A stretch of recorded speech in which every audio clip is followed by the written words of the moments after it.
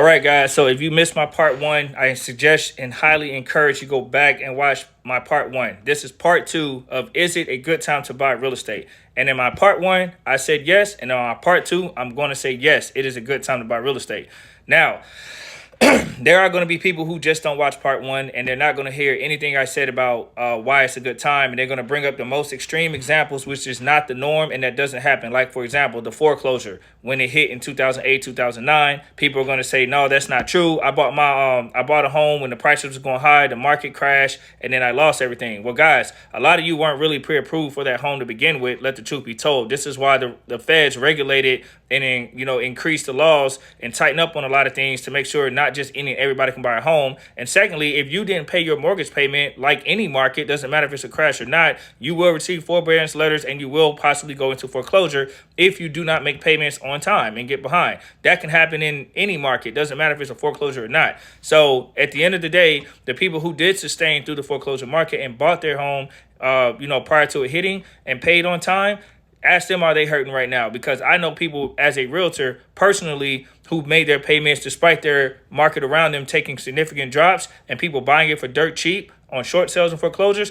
Now they're sitting at the cream of the crop. They weren't affected too much at all. And that didn't last that long. It went for a few years, yes. But in the long term, you look back now, the last 15 years versus that 4-year period, tell me who came out on top. It's proven their houses right now are worth quadruple the value because they simply stayed put. So I want to say this, guys. I work with brand new homes that are buying down the rates in the loan, so that way you are getting a cheaper product than most people around your area.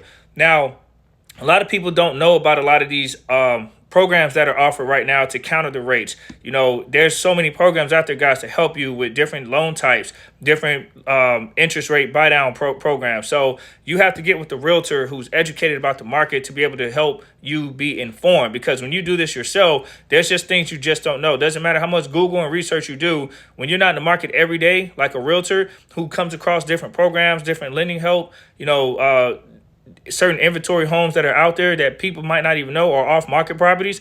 This is what we specialize in, so we can help add it to you. And guess what? As a realtor, when we're helping you on the buyer side, for the most part, you don't really pay us anything. We get paid by the seller. So you're getting free counsel and advice. So why not use it? So I just want to put this video out there because there's so many people who are afraid and just sitting around waiting and waiting each year, but they're not afraid of that rent that's increasing each year. That's exceedingly higher than most of the market for a mortgage for a home. So guess what? When you leave your apartment or your rent, you leave, you get no equity or appreciation on the back end, unlike a home when you sell. So it's always good to buy.